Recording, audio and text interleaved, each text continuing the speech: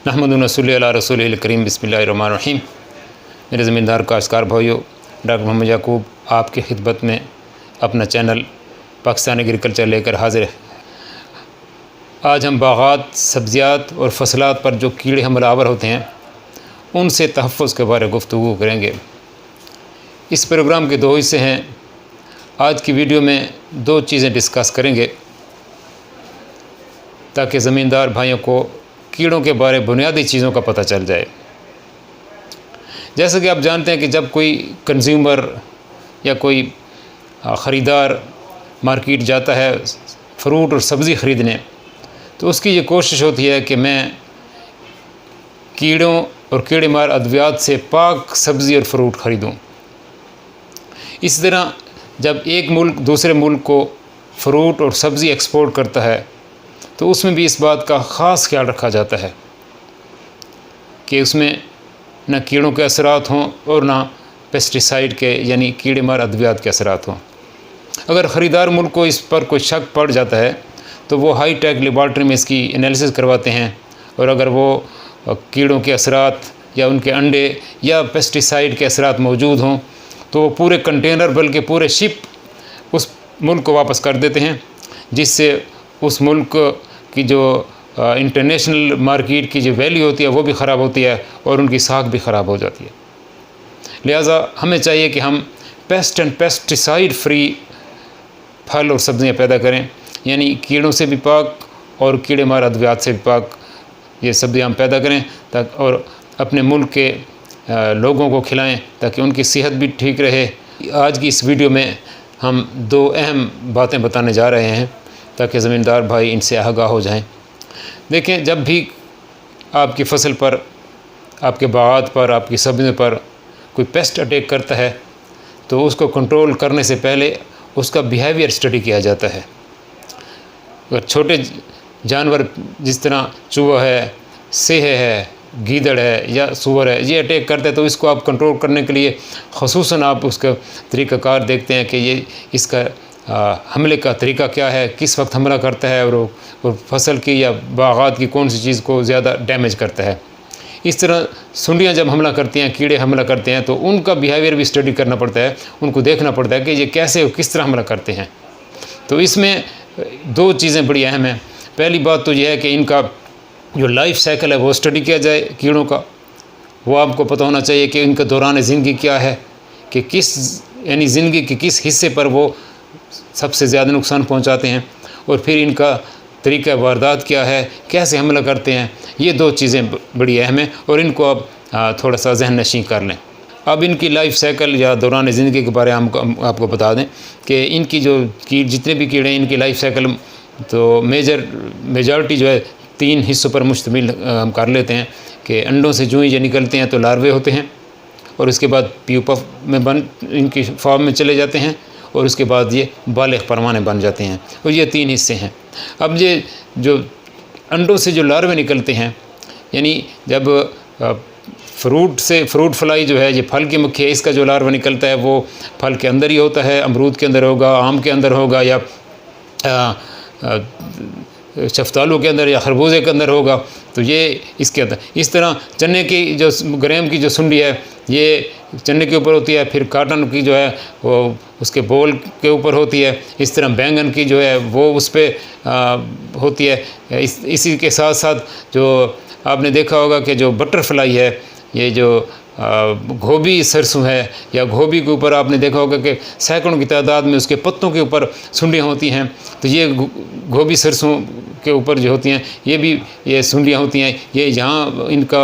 यानी बढ़ोतरी होती है। इसके साथ साथ जो स्टेम बोरर्स हैं, राइस स्टेम बोरर है, इसके साथ दूसरा है मेज़ स्टेम बोरर है, और दूसरा है शुगर कैन स्टेम बोरर है। तो ये शुगर कैन के अंदर ही होते हैं। तो ये जितनी भी सुंडियाँ होती हैं ये आहिस्ता आहिस्ता खुराक खा के डेवलप होती रहती हैं, और जब ये फुली डेवलप हो जाती हैं तो इनका ये स्टेज ख़त्म हो जाता है और अगला स्टेज शुरू हो जाता है जिसे हम कहते हैं प्यूपेशन, ये प्यूपा फॉर्म में आ जाता है। अब यहाँ दो बातें जहन नशीं कर लें कि ये जो सुंडियाँ हैं ये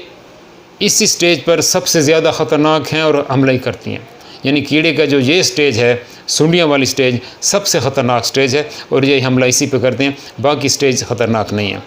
और दूसरी बात यह है कि ये सुंडियाँ जो हैं ये ना अंडे देती हैं ना बच्चे देती हैं, ये बालिग ही नहीं होती हैं, ये बहुत छोटी होती हैं। यानी इंसान का बच्चा जिस तरह 5-6 साल बच्ची या बच्चा हो, उनमें बच्चे पैदा करने की सलाहियत नहीं होती है, इस तरह सुंडियाँ भी बालिग नहीं होती हैं, ये नाबालिग होती हैं, और इनमें भी अंडे देने की या बच्चे देने की सलाहियत बिल्कुल नहीं होती है। लिहाजा अगर कोई ये समझे कि भाई ये सुंडियाँ बच्चे दे रही हैं, बढ़ रही हैं, तो ये बात गलत होगी। सुंडियाँ कभी बच्चे नहीं देती हैं और ये अगले स्टेज में चली जाती हैं, ये प्यूपेशन फॉर्म में चली जाती हैं। अब जब प्यूपेशन फॉर्म में जाती हैं तो उससे पहले ये सुंडी मुकम्मल तौर पे डेवलप हो जाती हैं, तो वो यानी अगर फल की मक्खी है तो वो मुकम्मल डेवलप हो जाएगी और उसका प्यूपा बन जाएगा, और फिर वो प्यूपा जो है वो आमतौर पे ये जितनी भी सुंडियाँ हर एक की प्यूपे की शक्ल मुख्तलिफ होती है और साइज़ भी मुख्तलिफ होती है। जो फल की मक्खी है इसका जो प्यूपा होता है कैप्सूल साइज़, कैप्सूल छोटे से कैप्सूल की तरह होता है, और ये दराड़ों में, ज़मीन की दराड़ों में या घास फूस के नीचे छुप जाते हैं। इसी तरह जो चने की सुंडी है या कपास की सुंडी है या स्टेम बोरर है, ये भी सारे प्यूपा की शक्ल में आ जाते हैं और ये चलगोज़े की शक्ल में आ जाते हैं और ये बेहरकत हो जाते हैं, यानी नीम बेहोश होते हैं और ये पड़े होते हैं ज़मीन के अंदर, ये भी दराड़ों के अंदर पड़े होते हैं। अब जब ये प्यूपेशन फॉर्म में होते हैं तो ये हरकत भी नहीं कर सकते और नुकसान भी नहीं दे सकते, लेकिन होता ये है कि इनके अंदर ही अंदर जो कीड़ा है वो जो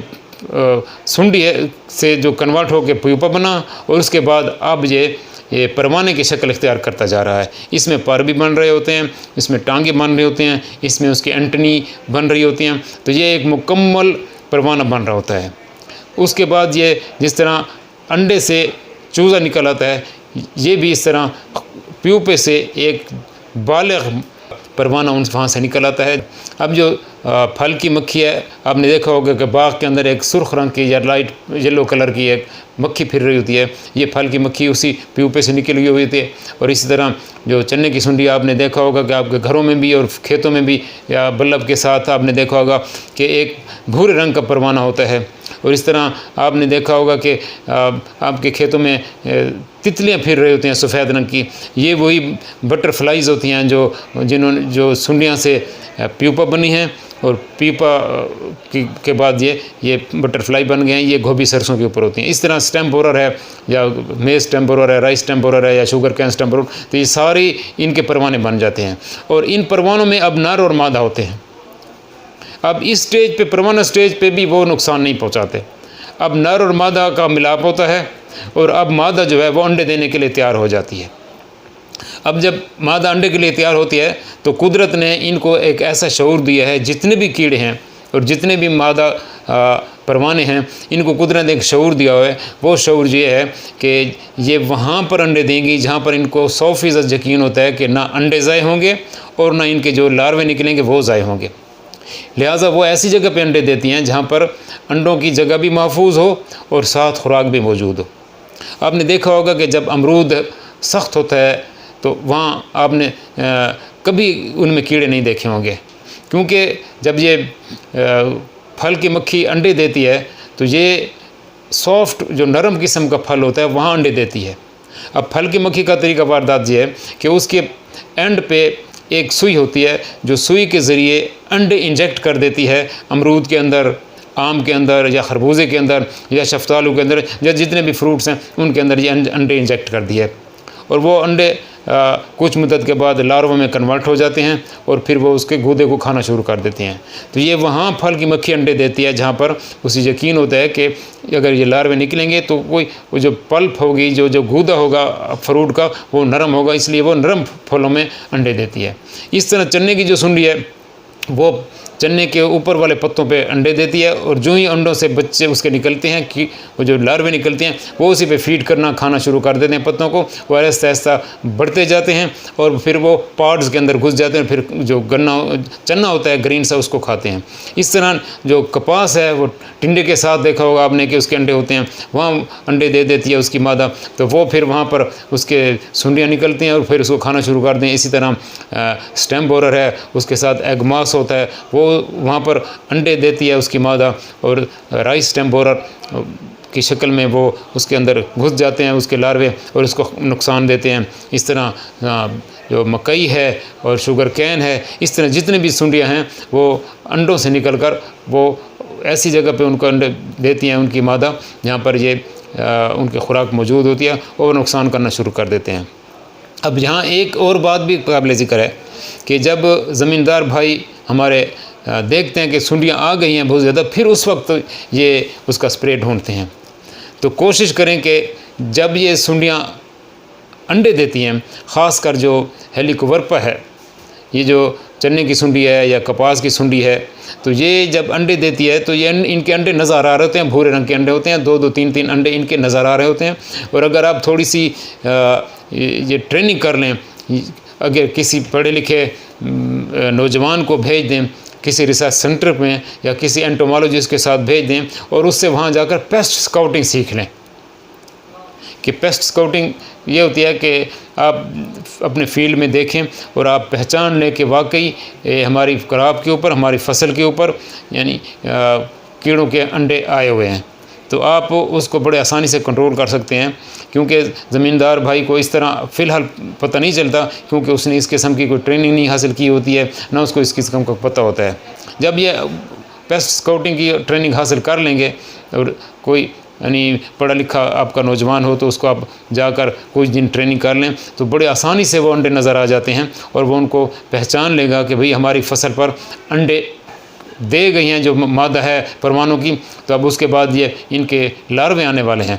लिहाजा आप उनको बड़े आसानी से कंट्रोल कर सकते हैं, बजाय इसके कि सुंडियाँ बड़ी हो जाएं और फिर आप उसके लिए स्प्रे करते फिर और फिर बाद में आमतौर पर ज़मींदार कहते हैं कि भाई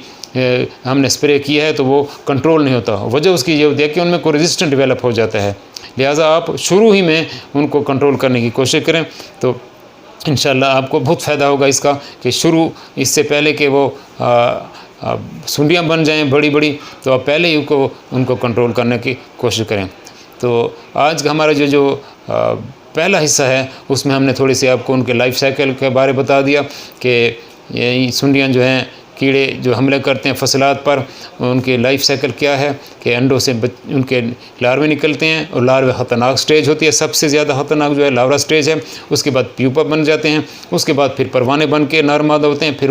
फिर वो अंडे देते हैं। ये इनका साइकिल मुकम्मल हो जाता है और फिर इनका तरीका वारदात क्या है कि ये कैसे फिर अंडे देते हैं। तो ये उम्मीद है आपको कुछ ना कुछ इसकी समझ आ गई होगी कि ये इनका तरीका वारदात क्या है और ये कैसे हमला करते हैं। तो अगले वीडियो में इंशाल्लाह हम फल की मक्खी का आसान तरीन कंट्रोल आपको बताएंगे और सस्ता भी होगा, आसान भी होगा। आप ये वीडियो अपने दोस्तों से भी शेयर करें ताकि हमारे तजर्बे की जो बातें हैं वो उन तक भी पहुँचें, और इसको सब्सक्राइब भी करें ताकि हमारी दूसरी वीडियो जो आएगी तो वो आप तक ऑटोमेटिकली पहुँच जाए। तो इंशाल्लाह अगली वीडियो तक इजाज़त दीजिए। अस्सलामु अलैकुम वरहमतुल्लाहि वबरकातुहू।